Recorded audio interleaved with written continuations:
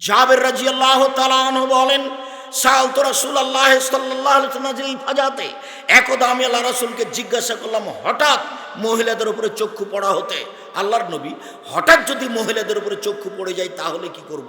আল্লাহর নবী হঠাৎ যদি মহিলাদের উপরে চক্ষু পড়ে যায় কি করব? তখন আল্লাহ রাসূল তাকে বললেন, ফা আমারানি আন আসরিফা বাসারি, তিনি আমাকে আদেশ করলেন যে আমি আমার চক্ষুকে ফিরিয়ে নিব। তিনি আমাকে আদেশ করলেন যে আমি চক্ষুকে ফিরিয়ে নিব।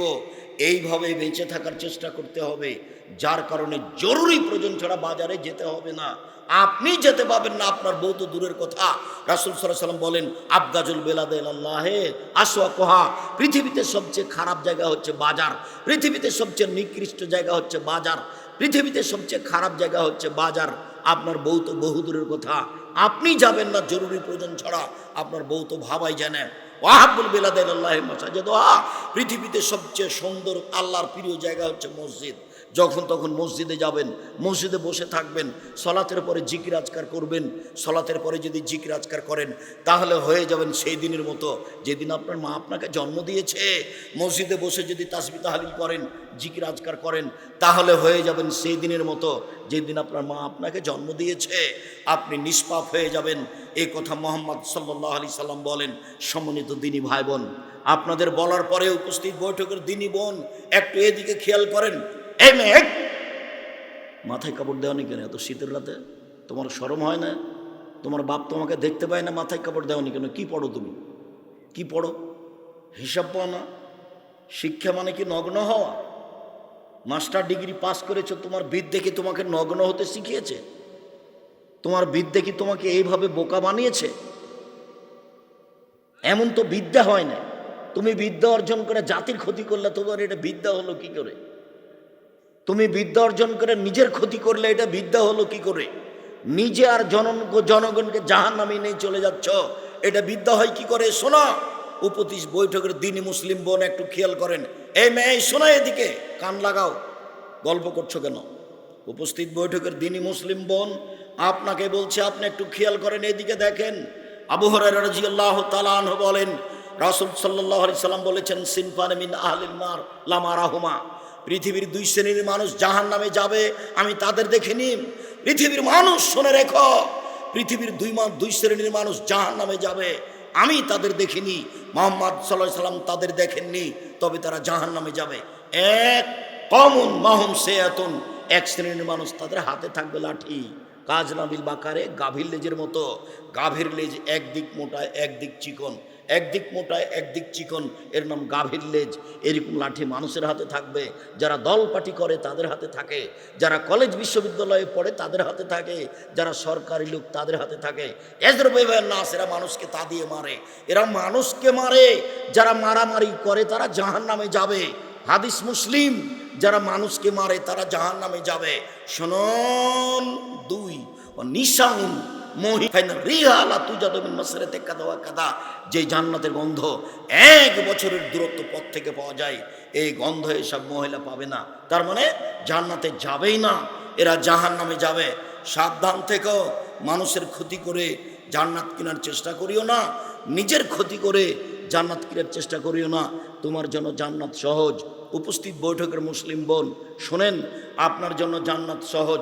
দেখেন তো আপনি মনে রাখতে পারেন কিনা 4টে, নইলে আপনি আদর্শ পরিবার বইটা নিয়ে যায়েন, নইলে আপনি আদর্শ নারী বইটা নিয়ে যায়েন, নইলে আপনি কে বড় লাভবান বইটা নিয়ে যায়েন, আপনি এই সব বইয়ে পেয়ে যাবেন।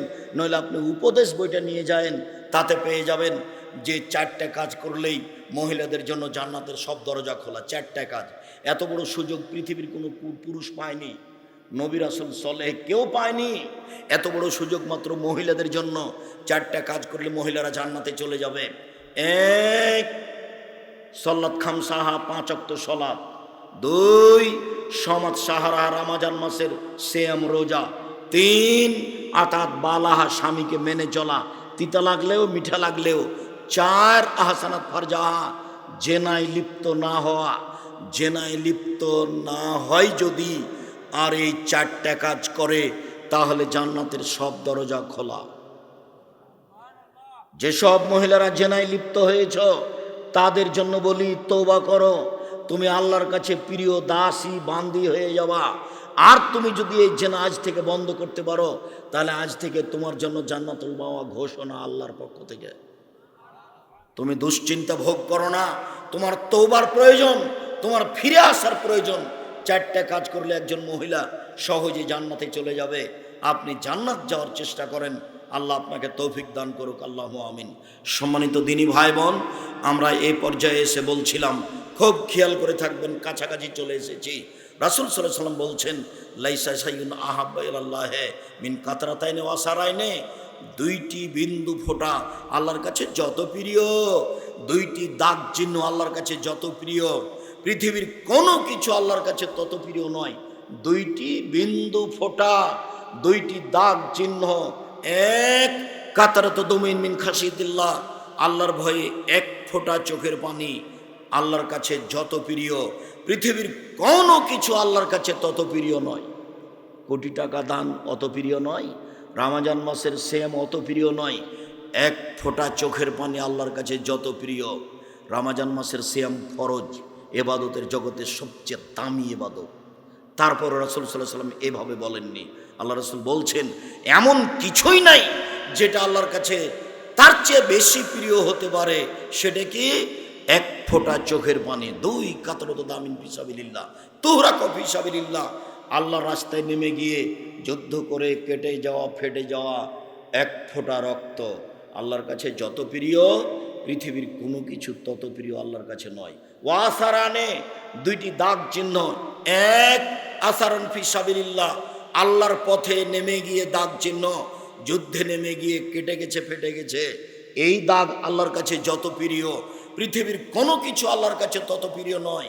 4 ওয়াসারান ফি ফারিজাতিন মিন ফারাইজিল্লাহ, আল্লাহর দিন ধর্ম পালন করতে গিয়ে, 5 ওয়াক্ত সালাত আদায় করতে গিয়ে কপালে দাগ, হাঁটুতে দাগ, এই টাকনুতে দাগ, বসে বসে জিকির আজকার করতে গিয়ে টাকনুতে দাগ, হাঁটুতে দাগ, কপালে দাগ, এই দাগ চিহ্ন আল্লাহর কাছে যত প্রিয়, পৃথিবীর কোনো কিছু আল্লাহর কাছে তত প্রিয় নয়। সিরিয়াল 4টা দেখেন, 1 নম্বরে যেটা আছে সেটা সহজ, সিরিয়াল যত নিচে আছে সবটাই কঠিন। 1 ফোঁটা চোখের পানি সবচেয়ে সহজ। 2 আল্লাহ রাস্তায় 1 ফোঁটা রক্ত কঠিন। 3 যুদ্ধে নেমে গিয়ে কেটে যাওয়া, ফেটে যাওয়া দাগ কঠিন। 4 ইবাদত করতে করতে কপালে, পায়ে, টাকনুতে, হাতে দাগ, এটা কঠিন, সহজ নয়।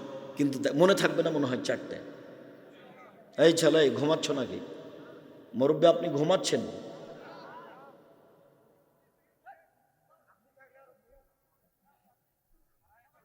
আল্লাহর কাছে প্রিয় 4টে। 1 কি বলো তো দেখি? 1 ফোঁটা চোখের পানি। 2 রক্ত 1 ফোঁটা। 3 দাগ, যুদ্ধে নেমে যাওয়া এই দাগ। 4 ইবাদত করতে করতে কপালে, হাঁটুতে, টাকনুতে এইসব দাগ। এইসব দাগ, এই কাজ 4টা আল্লাহর কাছে সবচেয়ে বেশি প্রিয়। এই কথা মুহাম্মদ সাল্লাল্লাহু আলাইহি ওয়াসাল্লাম বলেন। আনাস রাদিয়াল্লাহু তাআলা আনহু বলেন, খাতাবা রাসূলুল্লাহ সাল্লাল্লাহু আলাইহি ওয়াসাল্লাম খুতবাতান মা সামিতু মিসলাহ কাত্ত, আল্লাহর নবী একদিন আমাদের সামনে বক্তব্য দিলেন, এমন বক্তব্য আমার জীবনে আমি কোনোদিন শুনিনি। আল্লাহর নবী একদিন আমাদের সামনে বক্তব্য পেশ করলেন, এরকম বক্তব্য আমার জীবনে আমি কোনোদিন শুনিনি। তিনি বক্তব্যে বললেন, পৃথিবীর মানুষ শুনে রেখো, লাউ তাআলামুনা মা আলামু, আমি আল্লাহকে যেভাবে চিনি তোমরা যদি চিনতে, আমি আল্লাহকে যেভাবে জানি তোমরা যদি জানতে। পৃথিবীর মানুষ শোনো, আমি আল্লাহকে যেভাবে জানি তোমরা যদি জানতে, আমি আল্লাহকে যেভাবে চিনি তোমরা যদি চিনতে, লা বাকাইতুম কাসীরান ওয়া যাহিকতুম কালিলা, তাহলে বেশি বেশি কাঁদতে, কম কম হাসতে, বেশি বেশি কাঁদতে, কম কম হাসতে, বেশি বেশি কাঁদতে, কম কম হাসতে। বুখারী মুসলিম। দেখেন তো আমাদের হাসির পরিমাণ আর কান্নার পরিমাণ। এখানে আমরা যতজন লোক বসে আছি, 1999 জন লোক হয়তো বা কান্নার ফিল্ডে নেই, কিন্তু হাসি তো দিন রাত আছে, অট্ট হাসি তো আছেই। বোকামি সবসময়, ছেলে তোমার মাথায় সবসময় শয়তান জড়ে থাকে। একবার এখানে মানুষকে বসে হাসাও, একবার ওখানে বসে হাসাও, এখানে এখানে বেঢঙ্গা কথা বলো, ওখানে একটা বেঢঙ্গা কথা বলো, দিন রাত মানুষকে হাসাও। মানুষ হাসলে অন্তর মরে যায়। আল্লাহ রসুল বলছেন ইন্না জেহকালা তুমিতুল কালবা, নিশ্চয় হাসি মানুষের অন্তরকে মেরে দেয়। ওই অন্তর তখন কাঁদে না, ওই অন্তর তখন পড়া মুখস্থ করতে পারে না, ওই অন্তর তখন কোরআন মাজিদ মুখস্থ করতে পারে না, ওই অন্তর তখন ধর্মের কোনো জিনিস মনে রাখতে পারে না। সম্মানিত দিনী ভাই বোন, আলোচনার পুনরাবৃত্তিতে বলছি, সবাই একটু খেয়াল করুন। আপনাদের অনেক দাবি থাকলেও, আপনাদের বসে থাকার গতি অনেক পছন্দনীয় হলেও, ঠিকই যেভাবে বলেছি সেভাবে বসে আছেন। আমি আপনাদের শুকরিয়া আদায় করি, জাযাকুমুল্লাহ খায়ের। আপনারা আমাকে অনেক ভালোবাসেন, এটা আমি বুঝি, এটা আমি জানি। ইচ্ছা করলেও আমি আসতে পারি না। আপনার সাথে আমার আন্তরিকতার কোনো অভাব নেই। আপনার প্রোগ্রাম নিই না বা নিতে পারি না, এর অর্থ এই নয় যে আপনার সাথে আমার আন্তরিকতার অভাব আছে। আমি কোনো দিন টাকার কমবেশে তারিখ পরিবর্তন করিনি, করা লাগে না। টাকার পিছনে আমি কোনো দিন দৌড়াই, টাকা আমার পিছনে দৌড়াই। কোনোদিন আমাকে কিছু বলা লাগেনি এই ব্যাপারে, এরকম হিসাব আমার মাথায় কোনোদিন আসেনি। যার জন্য আমি বলেছি, 31 বছরে কেউ যদি বলে দিতে পারে যে আব্দুর রাজ্জাক সাহেব একদিন পথ খরচ পাথেও চেয়েছিল, এটা প্রমাণ হয়ে গেলে আমি সেদিন থেকে আর বক্তব্য দেব না। যে বদনাম করছে তাকে একটু বলতে বলো না যে আব্দুর রাজ্জাক সাহেবের আপনি বদনাম করছেন কেন, আপনি আমাদের সামনে বলে দেন। আমার জীবনে যদি আমি কোনোদিন পাথে চেয়েছি এটা প্রমাণ হয়, আমি বক্তব্য দেব না। একটু বলতে বলেন না থাকে, ওকে বলতে বলেন যে আমি কোনোদিন কেসা কাহিনী বলিনি।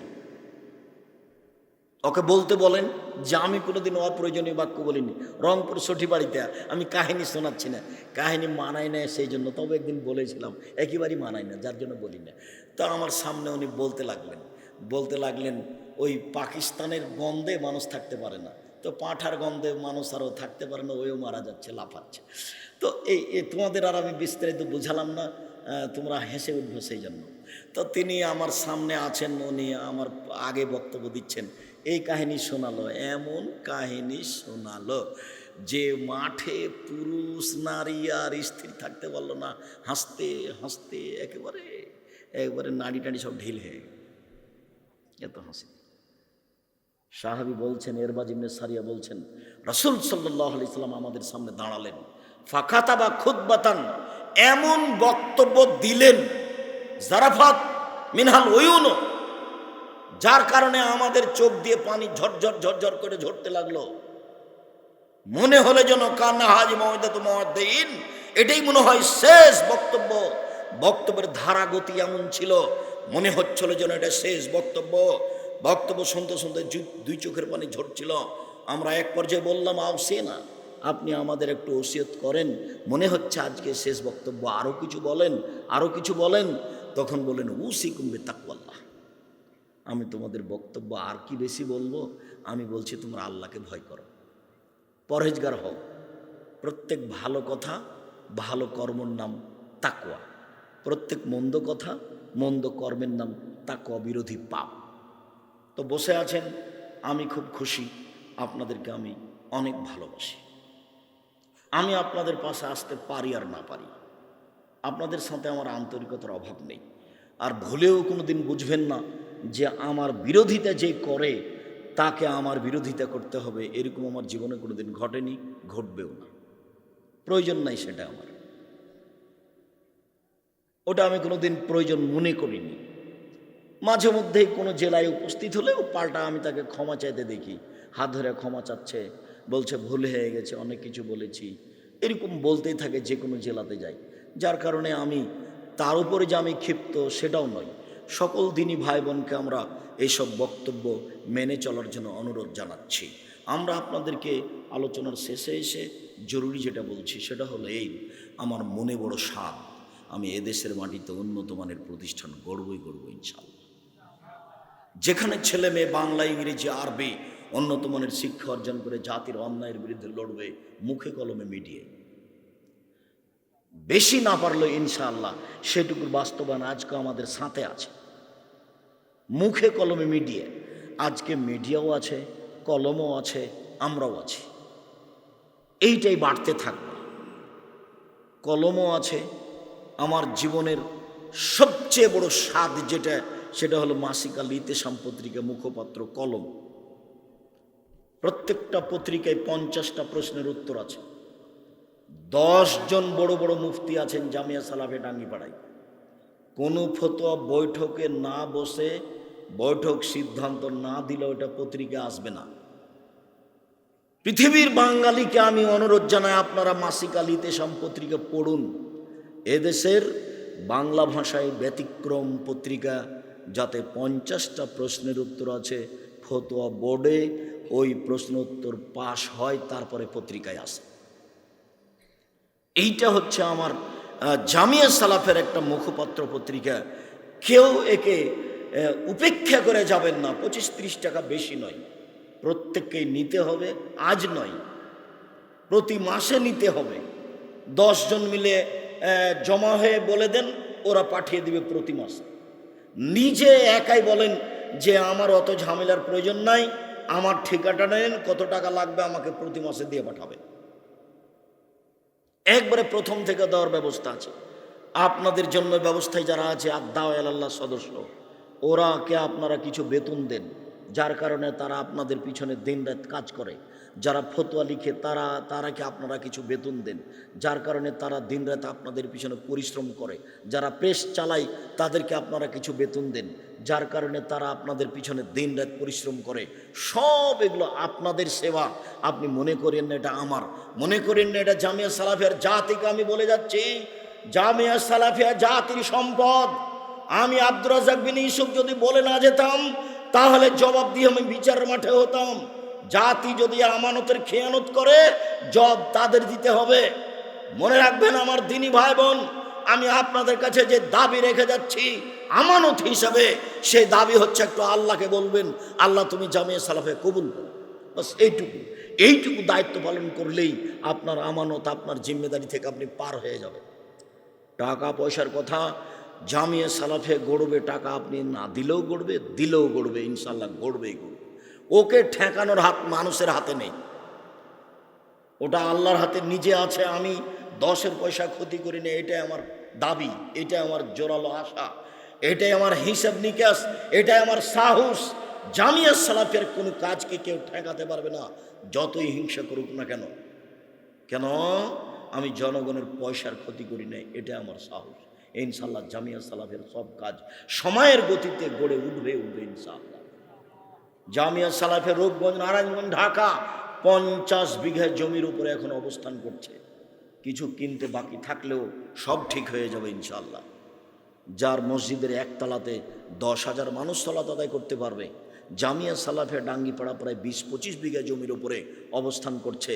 যে মসজিদের 2 তলা পর্যন্ত কমপ্লিট হয়ে গেছে, যার একতলায় 3,000 মানুষ সালাত আদায় করতে পারবে।